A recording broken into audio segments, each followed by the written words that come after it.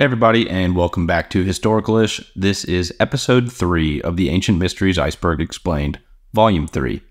In this episode, we'll be covering the first half of the second tier. Before we get started, I do want to remind y'all about the Discord server that we have open. I'll have a link down in the description in case you want to join. And if you do want to follow along with the iceberg chart, I do have the full picture uploaded on my Patreon. The link is also in the description. And if you enjoy this content, don't forget to subscribe. It helps me out a lot. But I will stop badgering you. Let's jump right in. Number 1, Roman hold jar. The artifact in question, a reconstructed ancient clay vessel whose fragments were in a Canadian museum, presents a unique mystery within the field of archaeology, especially concerning Roman Britain's material culture. Its rather different design, featuring numerous tiny holes, has stumped experts and ignited a series of theories regarding its purpose and its origins. The jar, standing 16 inches tall and dating back approximately 1800 years, was unearthed in a shattered state, fragmented into 180 pieces. The historical context of this artifact is from Roman Britain, an era stretching from 43 to 410 AD, during which time the Romans maintained control over Great Britain. The vessel's connection to this period is pivotal to understanding its potential uses and cultural significance. The primary question that confuses researchers is the intended use of a jar perforated with numerous holes. Theories range widely, so let's jump into a few. There's the lamp theory, which initially one might consider the jar as a form of lighting, where light could emanate through the tiny holes, creating a unique illumination effect. However, the presence of a hole at the bottom of the vessel negates this theory, as it would have prevented the jar from effectively holding oil or any lighting substance. There's also the animal container theory, which suggests the jar was used for containing animals, specifically dormice, which were considered a delicacy in Roman cuisine. Ancient texts detail recipes involving dormice, indicating the Romans' taste for these specific rodents. However, known dormouse containers from the Roman era differ in design from this specific jar, typically featuring ramps for the animals to move and store food, casting doubt on this specific theory. Then there's the snake theory, which states that the jar may have been used to contain snakes, given their significance in ancient religious practices and the jar's holes being small enough to prevent the snakes from escaping. This theory, while intriguing, definitely lacks direct evidence or similar artifacts for comparison. The jar's journey to the museum in Ontario adds another layer of mystery. Initially part of a collection from Roman Britain, it was among artifacts donated in the 1950s by archaeologist William Francis Grimes, following excavations in a World War II bomb crater near a temple dedicated to Mithra in London. The exact provenance of the jar remains uncertain, compounded by the possibility of its origin being mistakenly attributed, considering another collection in the museum from the ancient city of which dates back to 5,000 years ago. So, as it stands, the ancient clay vessel remains an interesting piece within the archaeological community, as there hasn't been much movement on what its goal was or even any other artifacts to compare it to, much less the mistaken identity, which it could be from the ancient city of So, that's about it. Number 2, how did the Dogon tribe know about Sirius B? The knowledge of the Dogon tribe in Mali about Sirius B, which is a dwarf star in the Sirius star system, has intrigued anthropologists, astronomers, and historians because they should not have had that knowledge in the first place. The Dogon are said to have had knowledge of Sirius B long before modern telescopes could detect it, a fact that became widely known through the work of French anthropologist Marcel Graillou and his colleague Germain Dieterlen. According to them, the Dogon possessed detailed astronomical knowledge, including the existence of Sirius B, which they referred to as Potolo. This dwarf star is invisible to the naked eye and was only photographed for the first time by astronomers in 1970. So let's just dive into some theories about their supposed knowledge. There are some anthropological explanations. Some anthropologists suggest that the Dogon's knowledge might be explained through their tradition of oral history and symbolic representation. The French anthropologist's interpretation of Dogon myths and symbols as literal astronomical knowledge has been questioned, with critics suggesting that the anthropologist might have projected their own understanding of astronomy onto the Dogon beliefs. Another theory states that the Dogon might have acquired their knowledge from contact with modern astronomers or through European sources before the French anthropologist's arrival. Critics of the initial report suggest that there might have been unintentional information transfer about Sirius B during the researchers' interactions with the Dogon. Not in like a time travel sense, but just like a unintended interaction with earlier contact from Europeans. Some scholars believe that the supposed advanced astronomical knowledge of the Dogon has been exaggerated or misinterpreted. They argue that the complexity of Dogon cosmology has been oversimplified, and that any coincidental alignment with modern astronomy is not evidence of ancient advanced astronomical knowledge.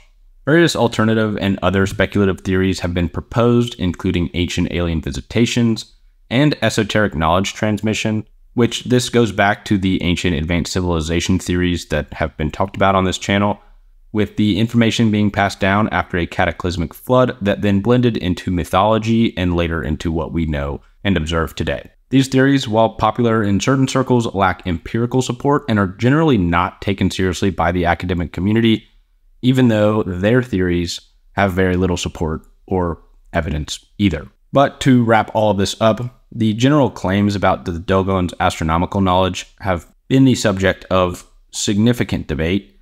A major point of contention is the methodology used by the French anthropologists, with critics pointing out the lack of corroborating evidence from other anthropologists or from the Dogon themselves in subsequent studies. And just to note, the Dogon system of knowledge is complex and intertwined with their religious and cultural beliefs, making literal interpretations of their cosmology problematic at best, but not to discredit that. Number 3, the mystery of Bosnia's ancient pyramids.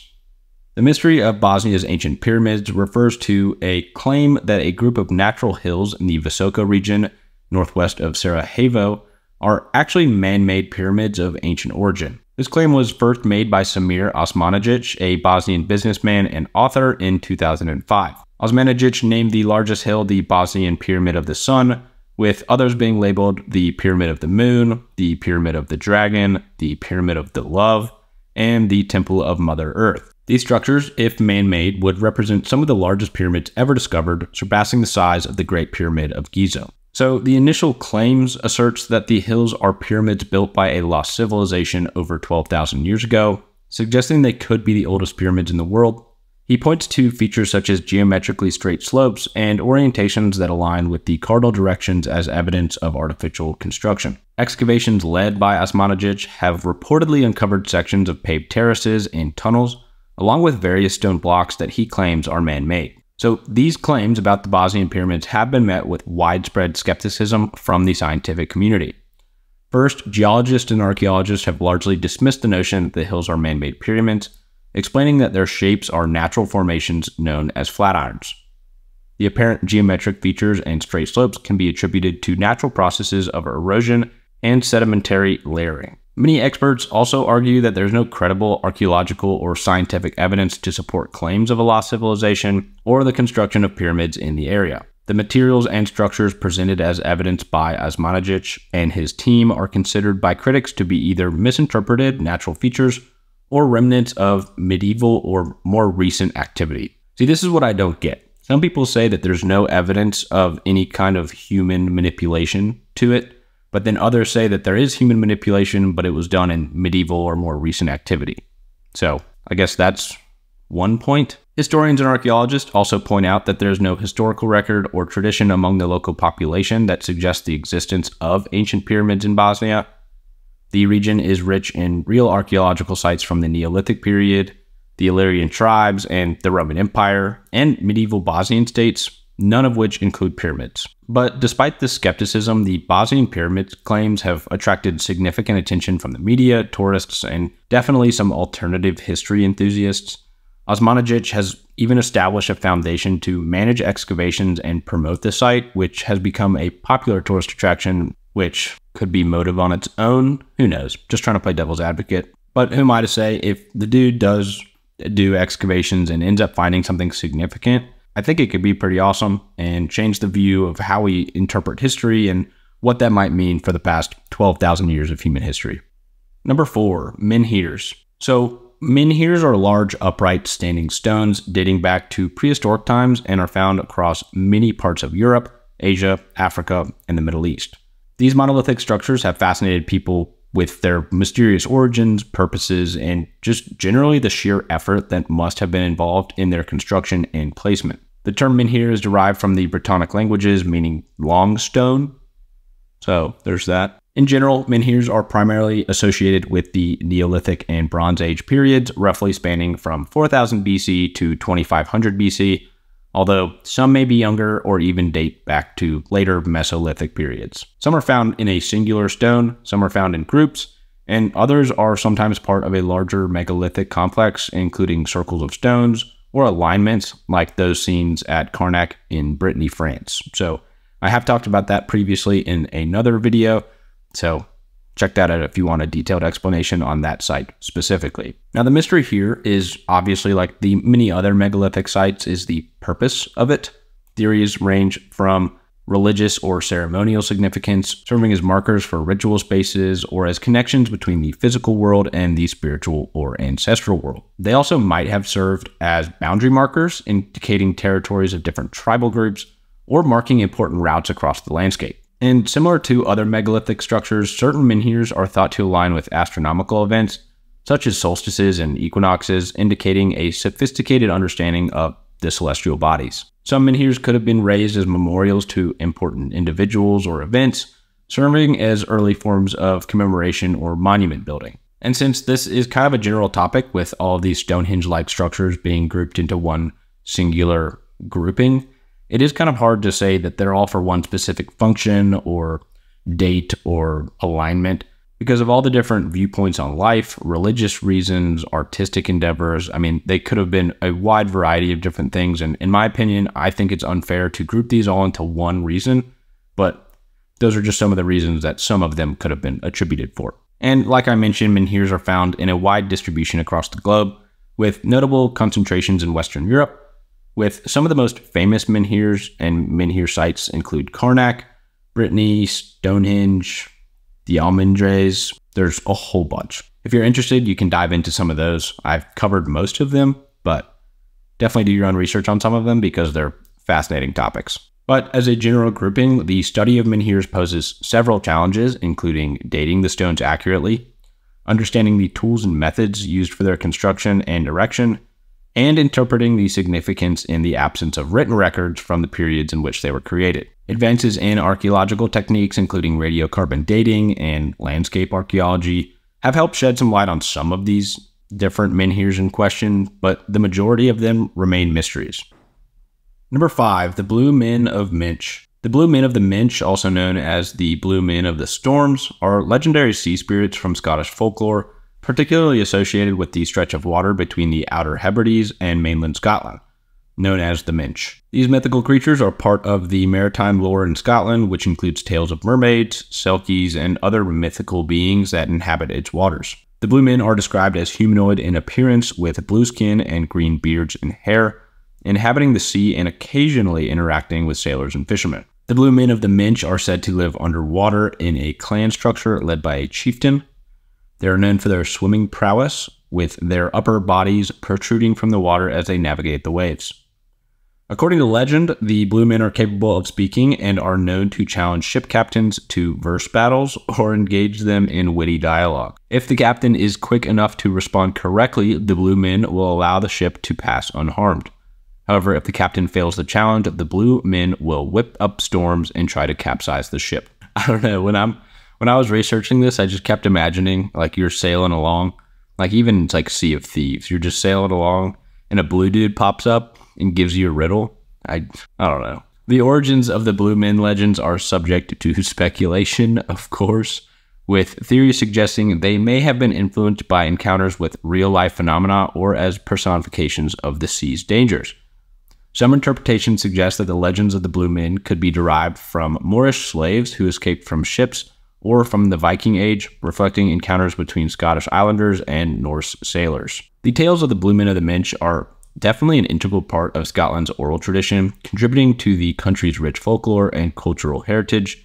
These stories have been passed down through generations, serving not only as entertainment, but also as cautionary tales that show the essentially violence of the sea. You know, I joke about it, but I mean, stuff like this is so fascinating to me, with essentially what humans come up with in their works of literature, art, and music, and how that kind of reflects on what they experienced at the time. But yeah, I don't really think that there's much of a mystery here. I think this is kind of similar to like the Loch Ness Monster, or, you know, fairies and gnomes.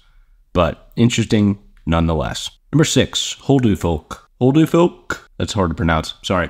Huldufolk, or the hidden people, are supernatural beings from Icelandic folklore, deeply ingrained in the country's cultural heritage. These elusive entities are often described as resembling humans in appearance and living in a parallel world that occasionally intersects with ours. The origins of the Huldufolk legends are somewhat murky, with theories suggesting they date back to the Viking Age or earlier. Some stories propose that they were the children of Eve, whom she hid from God and subsequently declared must remain hidden from humans as well. Others believe the Huldufolk are fallen angels or lost spirits, which could be an interesting take on the lore, I guess is the word. Despite their hidden nature, they are thought to live lives similar to humans, farming the land, keeping the livestock, and living in elaborate dwellings, often thought to be inside hills, rocks, or mounds. Whenever I picture these people, I kind of picture hobbits. Maybe that's just me.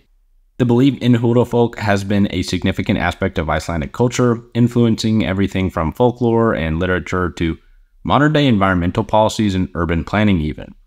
It's not uncommon for construction projects to be altered or delayed to avoid disturbing rocks or hills believed to be inhabited by these beings. This respect for the Huldufolk and their dwellings underscores the deep connection between the Icelandic people and their natural environments, as well as a broader belief in the coexistence with and respect for the unseen forces of nature. Which, if there is a country or place that would coexist with invisible beings, I can't think of a better place than Iceland. Along with a lot of other mythological creatures, the tales involving the Huldufolk are varied greatly and often serve as cautionary tales that underline moral or ethical lessons.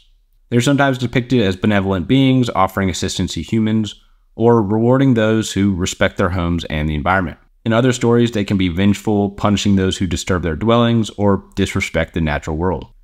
Many tales involve interactions between humans and the Huldufolk, including love stories that usually emphasize the impossibility of lasting relationships between humans and the supernatural world. Which it is pretty interesting because the modern belief in the Huldufolk has waned among Iceland's younger and more urbanized population, with a significant portion of the population still expresses at least a nominal belief in their existence, or at least an unwillingness to outright deny it, which I do find kind of interesting. And this enduring belief is not necessarily rooted in the supernatural, but rather reflects the cultural environmental ethos that values harmony with the natural world and its mysteries. So kind of the idea rather than the actual belief, but either way, pretty cool. Number 7, were the Merovingians descendants of Jesus Christ? So the Merovingians came to power in the former Roman provinces of Gaul at a time of great upheaval during the decline of the Western Roman Empire.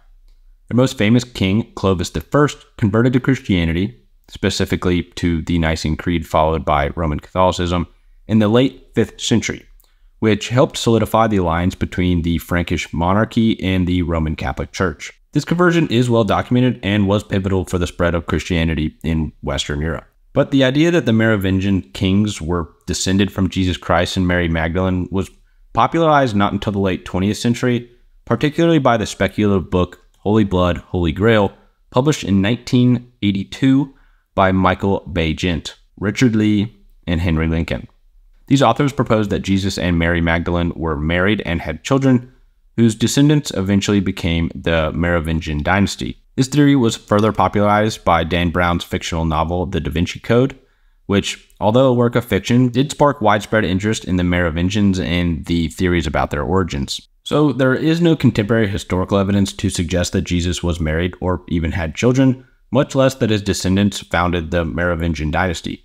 The genealogies of the Merovingian kings are well documented through Frankish and Christian sources, with no mention of a connection to Jesus Christ. The claims made in Holy Blood, Holy Grail, and similar works are based on speculative interpretations of medieval texts, legends, and artifacts, and many of these interpretations are considered misrepresentations or misreadings of historical sources by scholars. You know, as a fan of the Da Vinci Code myself, if something like that were to happen, I would find it pretty crazy, but we will never know about it because if something like that did happen, it's in the bottom of the Vatican, so essentially lost to history. Number 8, Sigiriya. Sigiriya, often referred to as the Lion Rock, is a historic and archaeological site located in the central province of Sri Lanka. This ancient rock fortress and palace ruin is renowned for its significant archaeological importance and striking natural beauty.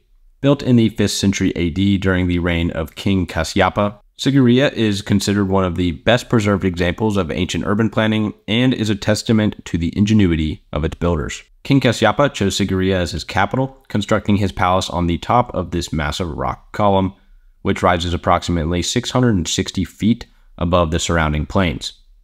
The site was selected for its defensibility against invasions, as Kasyapa was a king with many enemies, including his own half-brother, Moggallana, from whom he seized the throne. After Kasyapa's death, Sigiriya was used as a Buddhist monastery until the late 14th century. So I couldn't find much mystery here other than the fact that it was built on this just incredible structure. But we do know that it was built.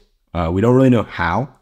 I do want to dive into the architectural and artistic significance though. It is famed for its frescoes. The western face of the rocks features vibrant frescoes painted in brilliant hues.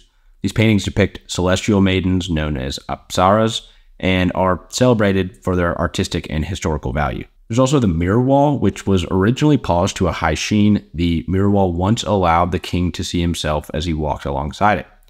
Today it is partly covered with verses scribbled by visitors dating from as early as the 8th century. And although kind of like graffiti, these inscriptions themselves provide insight into the thoughts and languages of ancient visitors, so still just as fascinating. There's also the water gardens at Sigiriya. There are some of the oldest landscape gardens in the world, showcasing the advanced hydraulic engineering, including sophisticated surface and subsurface hydraulic systems, some of which still function during the rainy season, which is just amazing. And the entrance to the palace on the summit is through a gateway in the shape of a lion, hence the name Lion Rock. Although the upper parts of the lion have eroded over time, you can still see the paws that flank the staircases that leads up to the top, which is pretty cool. So the creation of Sigiriya is surrounded by the legends and all that fun stuff. It's most notably related to King Kasyapa's desire to build an impenetrable fortress. According to folklore, Kasyapa sought to not only protect himself from his enemies, but also to create a symbol of his power and a heaven on earth that reflected his magnificence and the beauty of the natural world. So who knows if this was built by one king at one point in history, or if it was built by multiple kings throughout history. Either way, fascinating structure and pretty crazy. Number 9, the mystery of Silbury Hill. Silbury Hill, located in Avebury in the English county of Wiltshire, sorry, a lot of British people correcting me on the shires, is one of Europe's most interesting prehistoric monuments. This massive man-made mound, part of the complex Neolithic landscape that includes Avebury Hinge and stone circles, stands about 98 feet high and covers an area of about 5 acres. It's thought to have been constructed around 2400 BC, and Silbury Hill is the largest artificial mound in Europe, comparable in height and volume to some of the smaller Egyptian pyramids. Despite its prominence and the extensive research conducted on and around the site, the original purpose and significance of Silbury Hill remain subjects of mystery and speculation. Silbury Hill was constructed in several stages, beginning around 2400 BC, and it is believed to have taken hundreds of workers and several years to complete. The mound is made of chalk and earth, meticulously layered in a series of steps or terraces. Archaeological investigations, including several tunneling projects, have revealed that the construction of Silbury Hill was a carefully planned and executed endeavor, involving the movement of hundreds of thousands of tons of earth and chalk. However, no burial or central chamber has been discovered within the mound, which is unusual for a structure of its kind and era. Some theories suggest that Silbury Hill had a, you guessed it, religious and ceremonial function, possibly related to the worship of a Mother Earth goddess, or as a symbol of fertility and abundance. Its proximity to the Avebury complex, known for its ritual significance, supports interpretations of Silbury Hill as part of a broader ceremonial landscape. Another theory proposes that Silbury Hill was constructed as a monument to the ancestors, serving as more of a focal point for rites of passage, commemoration, and the reinforcement of community identity and cohesion. Researchers have also explored the possibility that Silbury Hill, like many other prehistoric monuments, incorporates astronomical alignments. Some suggest that its construction could relate to solstices, equinoxes, or other celestial events, although there has been no evidence to support this. So yeah, over the years, Silbury Hill has been the subject of several archaeological excavations, most notably in the 1960s and the 2000s, These investigations aimed to understand its construction, date its creation, and uncover any possible burials or artifacts.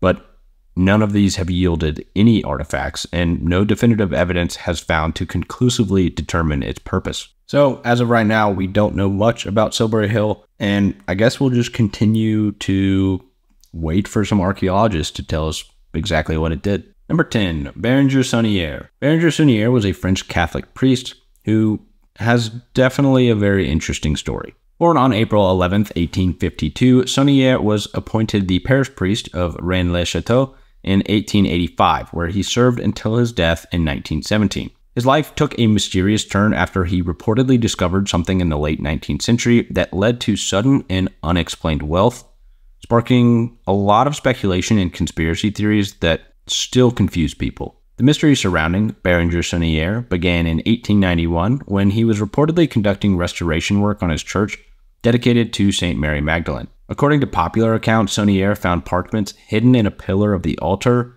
which contained coded messages or genealogies dating back to the time of Jesus Christ. These documents, and whatever else Sauniere may have discovered or inferred from them, allegedly led him to immense wealth or to a secret of great importance. Following the discovery, Sauniere embarked on a lavish spending spree, renovating his church with elaborate decorations and constructing several buildings in the village, including Villa Bethania and the Tor Magdala. The source of his wealth has been the subject of much speculation, with ideas ranging from finding buried treasure or gold to being paid off for keeping silent about a secret that could potentially threaten the Catholic Church, such as the bloodline of Jesus Christ or Mary Magdalene, or the treasure of the Knights Templar even. Sauniere's story has fueled numerous theories and inspired works of fiction, including the Da Vinci Code, which I never would have thought I'd mention this twice in one video, but here we are. Researchers have delved into various aspects of Sauniere's life and the mysteries of Rennes-le-Château, imagining everything from historical records and Sauniere's personal correspondence to the architectural and symbolic features of the church and the surrounding structures. Skeptics and some researchers argue that the mystery of Sauniere's wealth was exaggerated or misinterpreted. They suggest that Sauniere's money came from more prosaic sources, such as donations from wealthy patrons, or through the practice of simony, selling masses, which was against church law. The discovered parchments and their supposed secrets are considered by some to be part of a hoax or a ploy by Sauniere to attract donations. Some people interpret it as clues to hidden knowledge or secrets. The Magdala Tower, he named after Mary Magdalene, serves as both a library and an observatory, leading to further speculation about its purpose and significance of its placement and design. So a lot of people have looked at different alignments, different points and jumping off points for this wild goose chase that people have been going on. There's also the secret society angle, with the region that it was in being a high interest of the Knights Templar, which had esoteric knowledge and were subjects of persecution. But in my opinion, I think this is just another wild goose chase with the weaving together of elements of historical aspects, as well as the wish for unfound treasure, the allure of secret knowledge, and all that jazz. So I wouldn't touch it with a 10-foot pole. Well, with all that being said, that wraps up today's episode. Thank you so much for watching. If you made it this far, I really do appreciate it. Thank you so much to my patrons, G Donut, Ethan Wright, Jacob Ziegler, Dr. Swag, Dhruv Singhal, Dates and Dead Guys, Jag, Beanfart and Ganja Girl. I really do appreciate y'all, and thank you so much for supporting me and allowing me to do the stuff that I enjoy doing. So, really do appreciate it. If you're interested in joining the Discord, there is a link down in the description, so we'd love to have you. But with that, thanks for watching, and we'll see you in the next episode.